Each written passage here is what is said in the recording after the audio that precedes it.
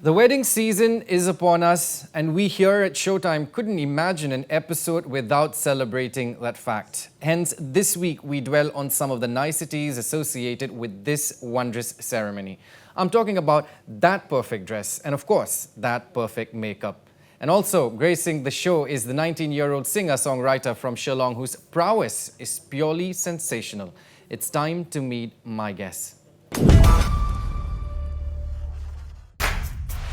Please welcome the founder and creative head at Kaizun Couture, whose sense of freedom to not conform has opened doors to winds of change. Brace yourselves for the fine makeup artist redefining beauty one brushstroke at a time. And make some noise for the 19-year-old musician who's arrived to give 21st century showmanship some tough competition. My first guest this episode is no stranger to the world of fashion and style. She runs the Kaizun Bed and Breakfast. She started the unique salad bowl concept in the form of Tazai Buddha bowls and the founder and creative head at Kaizun Couture. It's the multi-talented ABIGAIL PAMEI NONGRUM.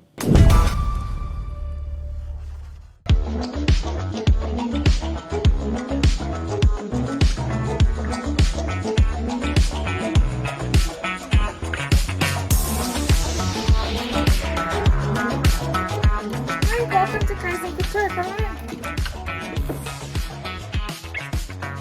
So this is where the magic happens. We have an extensive collection, hundreds of dresses to pick from. So whether you're into satin, beaded or lace, whether you're minimalist or maximalist, whether you're XS or 4XL, we've got it all here.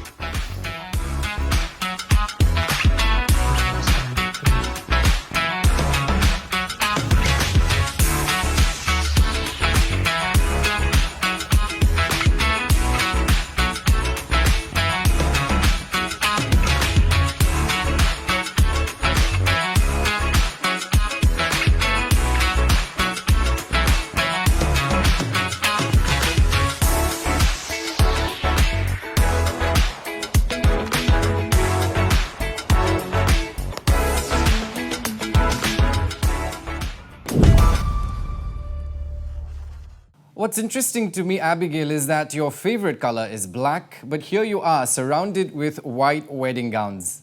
Thank you so much, Aaron. Thank you for having me. It's funny how life is. It's always, you always end up in like oxymoronic places. That's the fun thing about life. I do love the color black. That's a personal preference, but I've just fallen in love with like the wedding dresses, the wedding industry, the amount of joy it brings people in such a special time in their life. So I'm really happy where I am surrounded in white dresses. From Ooty, then Australia, you found yourself in Bangkok. It's been quite a transit. Tell us more. So classically, I would say I have a very technical background. Even in school, I just, excelled in very technical courses and subjects. So I've had an affinity towards that. But at the same time, I've always had this secret love for clothing and fashion. And it's something that I gravitate towards very, very seamlessly, very easily. It always catches my eye. So when I finished school in Ooty, I went to an international British school there. I had this passion to pursue fashion, but it was unheard of. Our generation, our parents' generation especially, they want us to have that job security. And at that time, the arts was it was a difficult place to really make it big because it was seen as a bit, temperamental, I guess, and not as secure as you would be pursuing like a technical line. So in the end, I ended up studying engineering in Australia.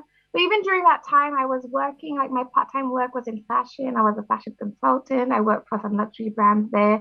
So I kept my little passion going despite being graduating as an engineer. Anyway, after that, I've always had like a love for travel as well. So I was sure that I wouldn't stick to one place. So I traveled around. I worked in Bangkok. Over there, I I worked with the United Nations. I worked with the world of sport, international sport, Olympic sport.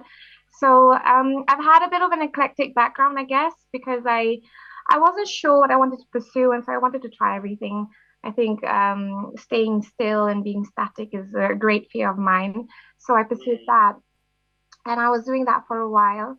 I really enjoyed it. I made contacts all over the world, which proved beneficial for me in the future.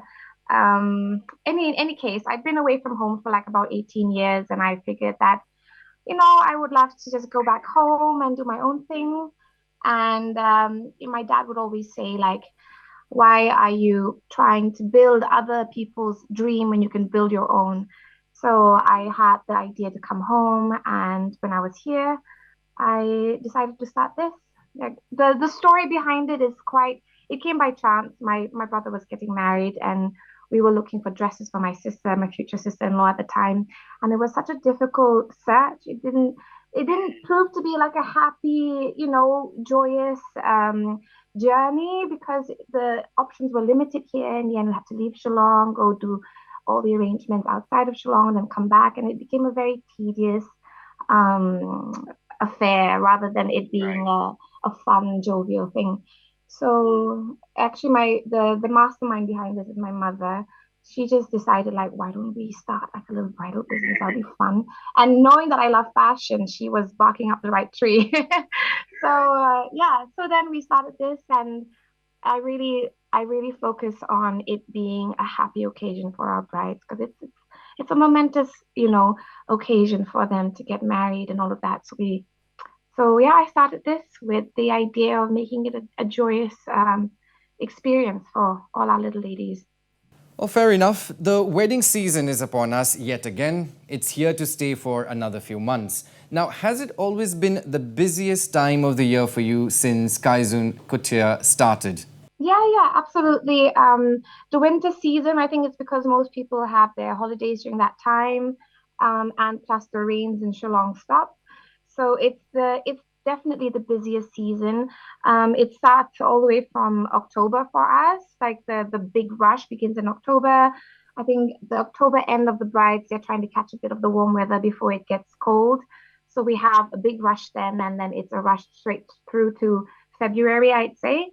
But we do have a lot of summer brides who risk the rain in May, June, July. So we do have that as well, but it's not as excuse me. So we do have that as well, but it's not as busy as definitely this winter season. A premier bridal boutique in Shillong. Now, how has that worked out for you? I mean, in terms of the response, your clientele, some challenges, and so on. Weddings have always been big in Shillong, so it was a very easy industry to slot into. I think, regardless of like what your social status is, regardless of your financial status, everything, people go all out for weddings. It's something that, like, I don't know if it's embedded in our culture per se, but definitely like in the last few, I would say at least 10 years, there's been a lot of importance given into like weddings, which is great. So for me, it's been a very easy industry to slot into. And given that the way I source my things, I get it all from outside. It's completely new, a new design that you won't usually find here in town. Definitely not made in town. So the appeal was quite good. The appeal was almost immediate.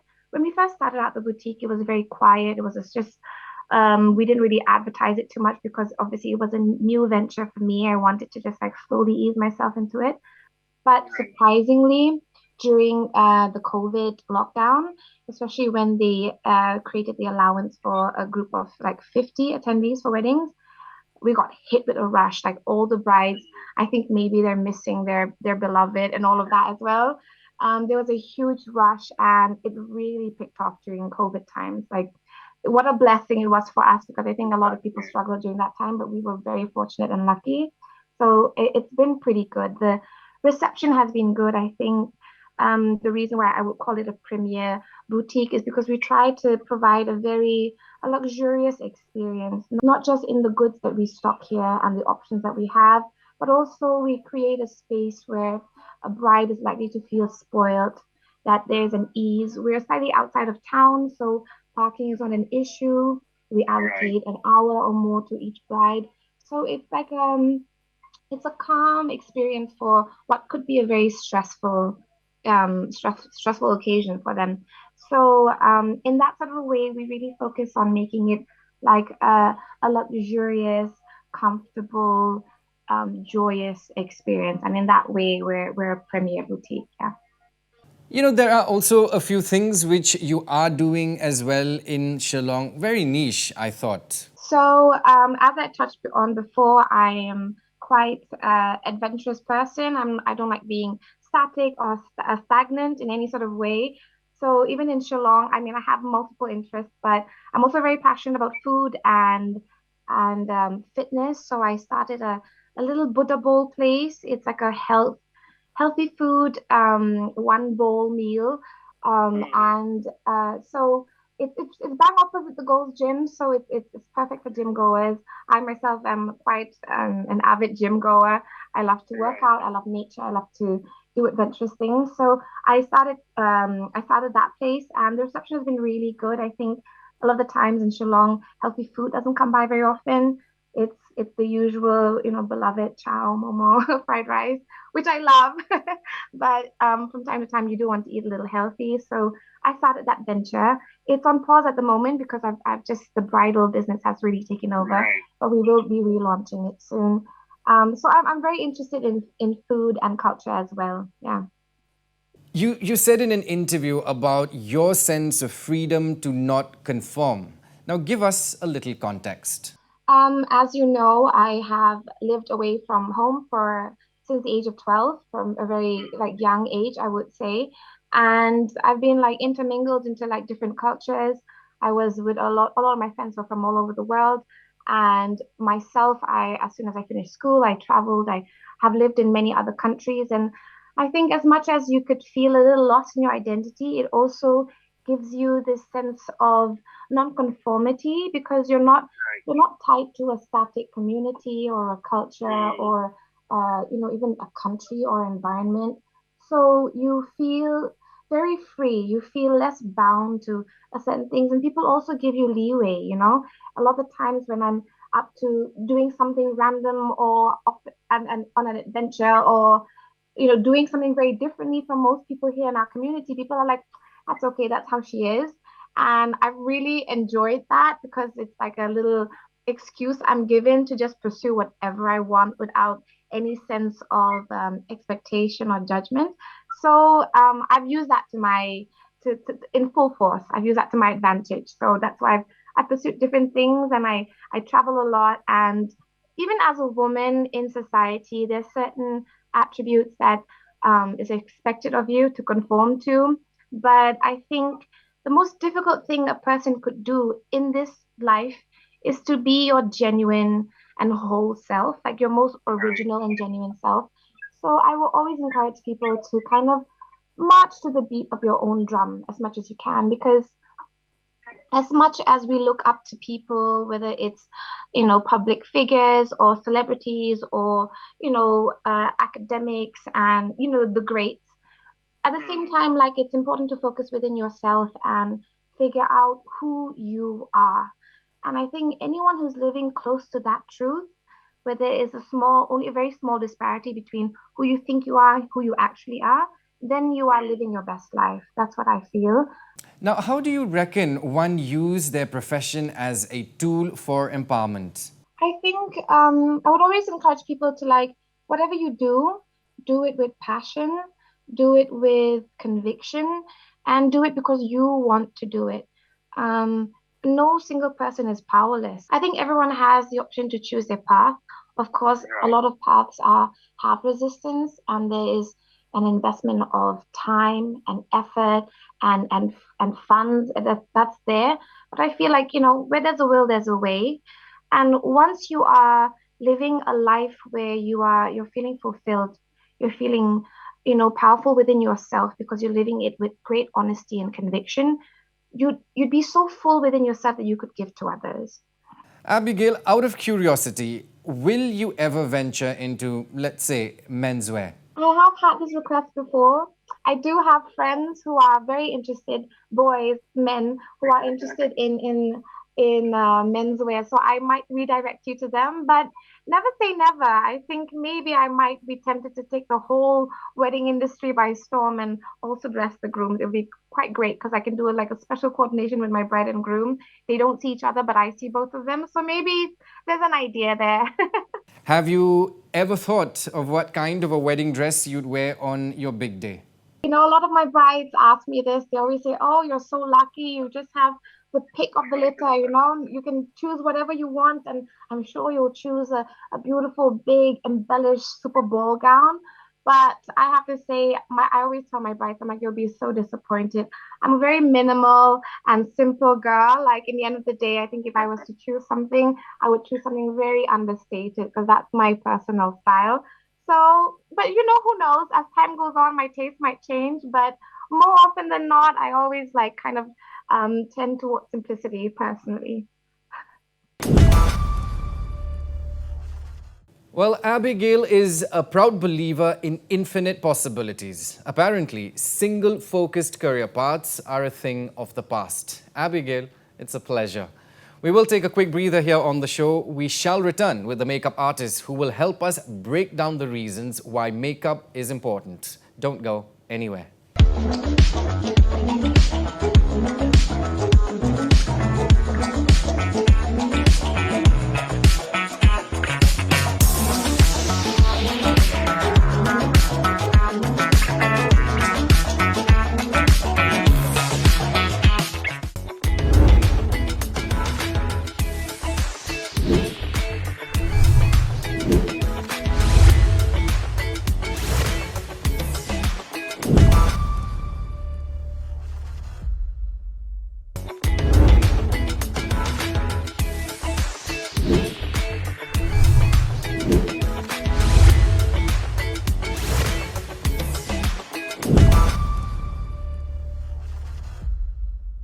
Welcome back, viewers. My next guest understands the power of makeup. She understands transformative quality. Now, even if it doesn't seem necessary to you, think outside of yourself.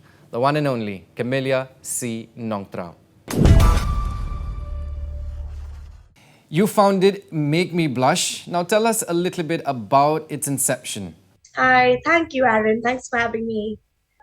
So, Make Me Blush by CC. That's like Camellia Rona, my name. So, actually, Aaron, I was never formally introduced to the makeup industry. It just so happened that when I was still like in college, I got this phone call from a friend, right? Like, her sister was getting married and asked me if I could do her bridal makeup, like for her sister, of course. So I was actually a little nervous. I was stunned that they actually uh, like approached me for it. So at first I was really nervous. I didn't have any makeup. Like I had basic makeup with me, and later on they offered that they'd bring theirs and we do a trial. And then the trial went on great, and I was comfortable to agreeing. And then it started. Then the guest who had come attended her wedding, loved my work, and then it started through word of mouth. And and then later on, I wasn't like really serious about it. I was in my third year of BA. That's when I actually like.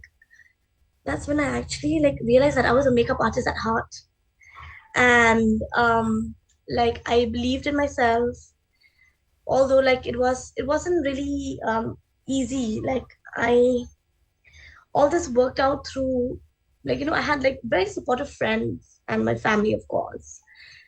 And then I started I started the page on Instagram.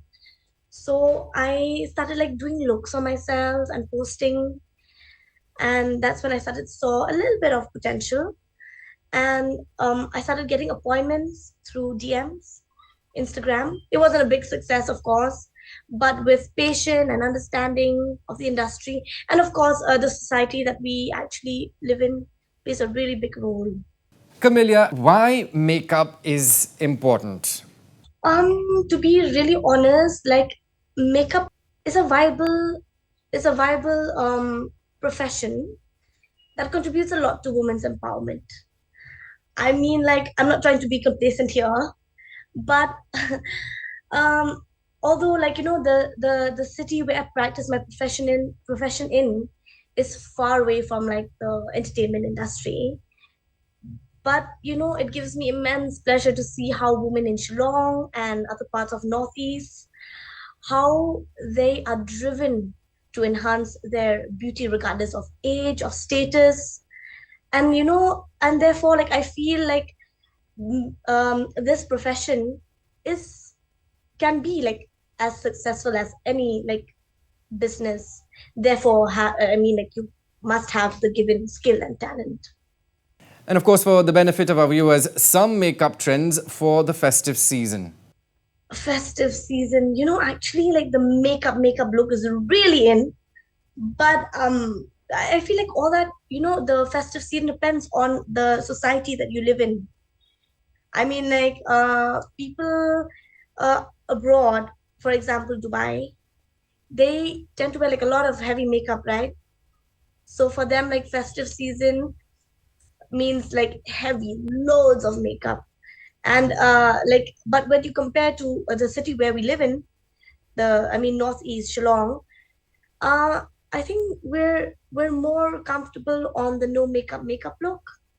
We're trying to ace that, and I'm so proud that we in most of the women here like concentrate more on skincare to achieve that perfect no makeup look rather than like covering it with makeup. The no makeup look is still continuing, and it'll still I can say that it'll still continue in the next coming year 2023.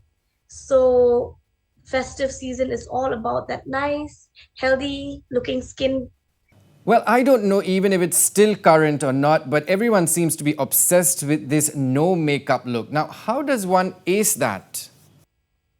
The no makeup look, number one, I mean, like, you actually have to have like a really strong skincare routine. You need to have like the face is like our canvas, right? Makeup is art. So you really need to take care of your skin to achieve like the perfect no makeup look. And ditch your foundations, go in with a nice creamy concealer, a nice brush brows, nice curly lashes, blush on the go, mist, and you have it. That's it. Less is more. Yeah. So, different season requires different makeup looks and different skincare. What are some of the DIY beauty tips you would personally recommend for the four seasons? Winters, spring, summer, and fall. You just reminded me of the song Winter, Spring, Summer, or Fall. you know, actually, different region receive different climate, right? Season wise. So in Shillong, like, you don't really like receive accordingly. Like, it's just rain and then directly to winter. So mostly, like, our skin here is mostly on the drying part. We have combination or drying skin. That's it. Like, majority with the clients that I've experienced with. So I don't really I just like really follow my skincare routine. That's just toner, under eye cream, moisturizer, sunscreen. But DIY tips, like, if it's in winter, I tend to hydrate my skin more. I do steaming, which is really good for your skin, for your for with the circulation, for you to get a healthy glowing skin twice a week for maybe 7 6 7 minutes. And when it gets too hot, then maybe like before my nighttime routine, I just like rub eyes on my skin. These are the most natural. Now, how does a makeup artist then provide highly relevant, on trend options so your customers could constantly reinvent themselves? Because it can be tempting to get caught up in the latest season trends. You know, before I say anything about this, as a makeup artist, I do get myself updated, right? I need to prepare myself because I should be prepared and ready with whatever my client like wants for, I mean, whatever my client requires for any event, or for I mean for the appointment that they would book with me. But um every time a client reaches out to me for an appointment, I'm always prepared. I always have a conversation with them. I always tell them and ask them exactly what they want, what they're attending, well, what's the event for. And also, I always ask them to send me a reference look, because makeup, what might be too less for me, might be too much for them. But if they send me a reference look, right, then I get exactly what they're looking for. That way, we're both happy. Makeup trends that are going to dominate in 2023. What do you reckon? Yeah, like I just mentioned, 2023, I guarantee you, like it's the no makeup look is still going to continue. I mean, like it's already like so much in trend right now. People are really so comfortable with it. So I can I give you just like a few steps how to like get about it. I mean, like 2023, your sunscreen tints are going to be your best friend. And then we have what else we have? We have like the curl lashes. The extreme curl lashes are still going to be in trend. You have your stick and creamy blush. Those are still going to have their moments. And then the smudge eyeliner, I mean, it's already like in trend. It's already going viral, but that will still continue. And then we also have brush brows. Lip liner and lip balms are going to be like the most dynamic duo. And then setting powders more than compacts. Social media is abuzz with all these viral makeup tutorials and hacks, reels, you name it. Now, sometimes what's viral spreads widely, but for the wrong reasons because of how much people dislike it. And it can be misleading as well. Now, what are your thoughts? Right. When you talk about this right now, it it directly takes me to this brand. They had an advertisement, Fair and Lovely, sorry. I think Fair and Lovely advertisement has just set a wrong message to the world regarding the beauty brand, right? I mean, like the fact that you actually like you have like a dark skin complexion, and then you go for a work interview, and then you get rejected, and once you try on that cream, and then you become fairer, and then you go again for your next interview, and then you get in. That is just horrible, and that has put like a wrong image to a lot of people.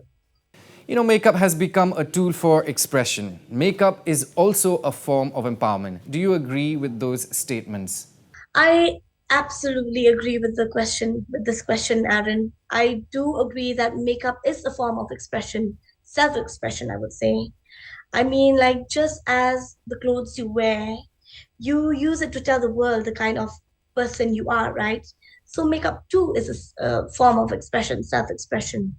And when we're talking about empowering, makeup can makeup brings out a lot of confidence and can be empowering. I mean, uh, just as you would wear like a sharp suit for your interview or party or events, when you're wearing makeup, you feel put together, you feel prepared. And when you're confident and beautiful, that's when you do what's best for yourself.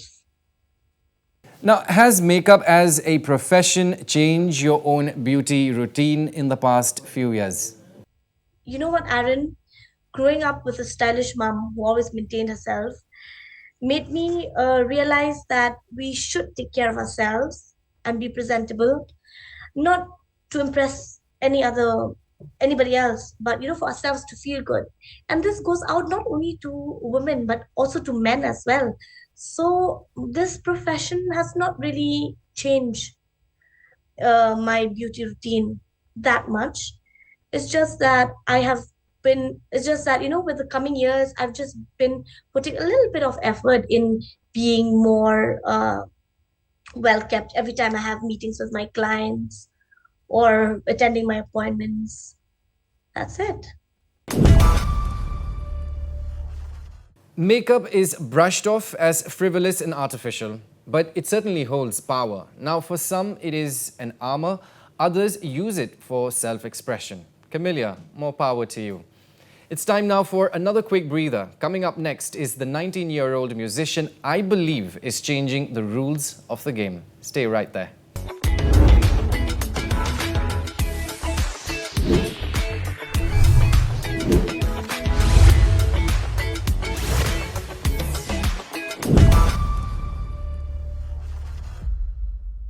Welcome back, viewers. My next guest is the prolific musician from Shillong who is not only exceptional at what she does, but is also a little fighter, turning obstacles into opportunities.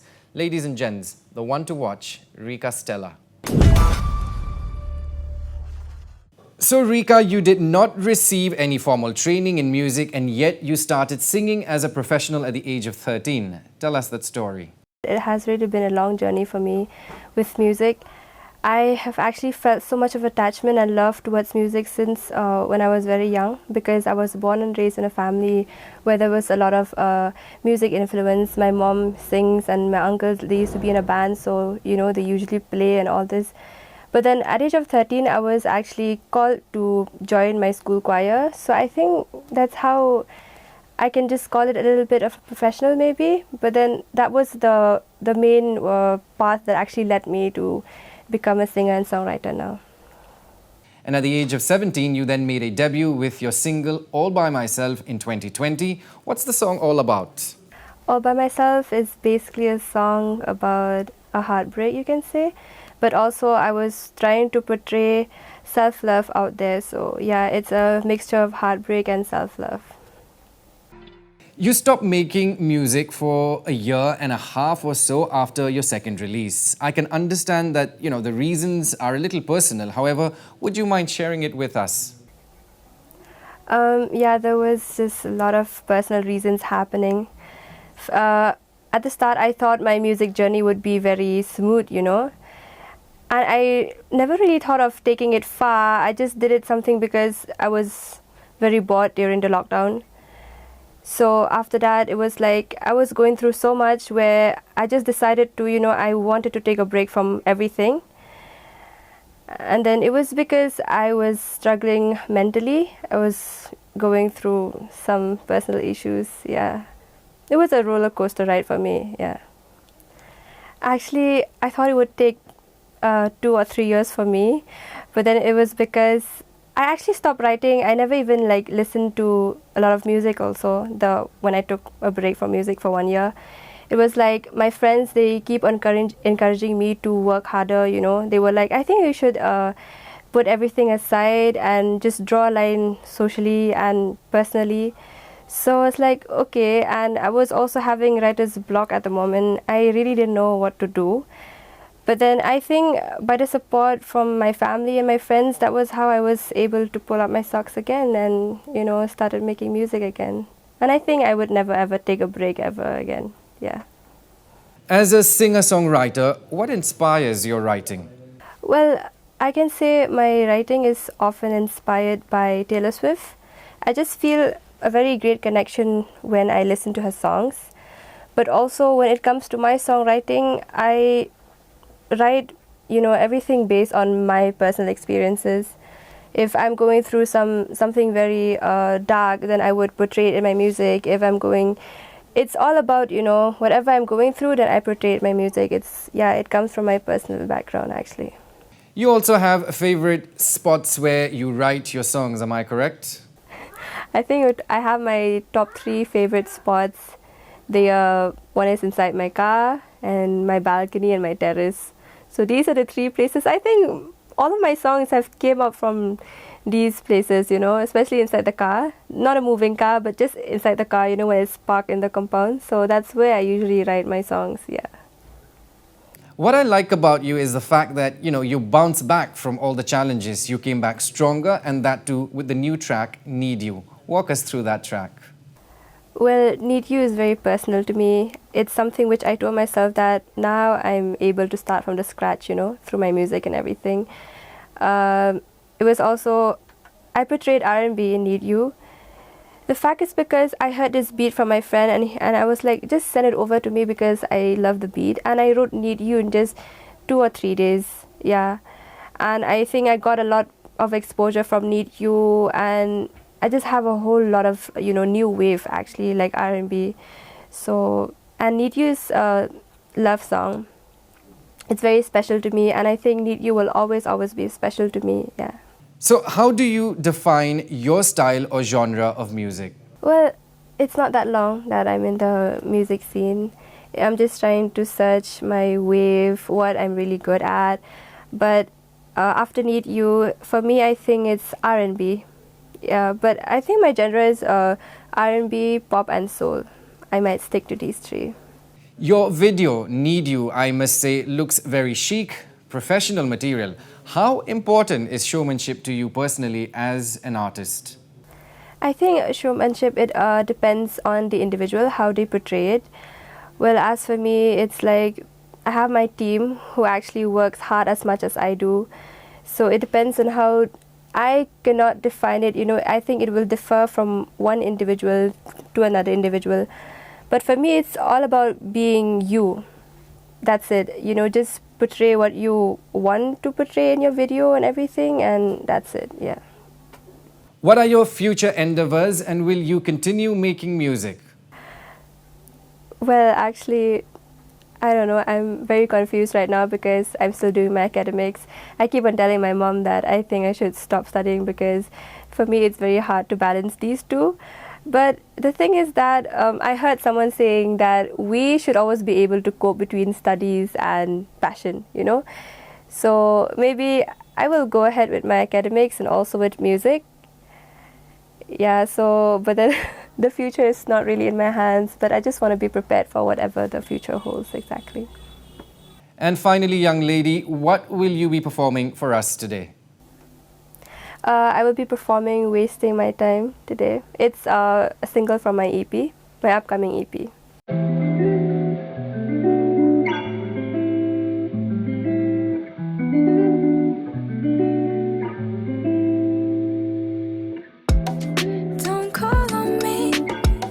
You don't taste my love, don't come for free. Take no shit from you, I'm out. I keep losing myself in the crowd. So boy, don't make amends now, 'cause you do it all again. How could you do this to me? Don't be talking shit like take it easy. Oh, it was all planned out, but you rather listen to your friends. Wow, you never really love me, so don't judge me. You were never mine, so don't waste my time. Don't worry about me, I'm fine. Loving you feels like a crime. You were never mine, so don't waste my time. Don't worry about me, I'm fine. We are just wasting time. You think you know me, but baby, for the record, it ain't that easy.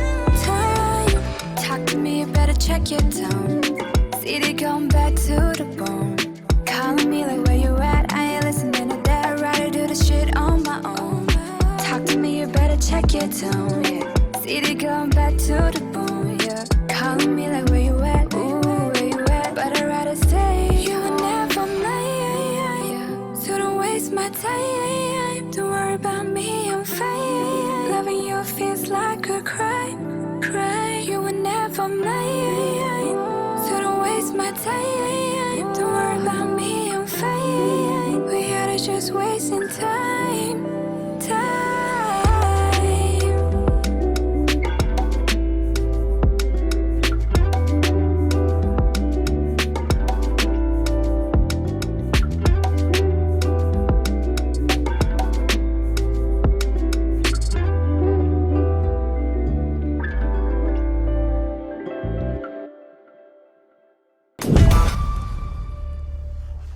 RICAA Stella, who also goes by the name RICAA Suiting, has a few projects lined up which will be out anytime this year.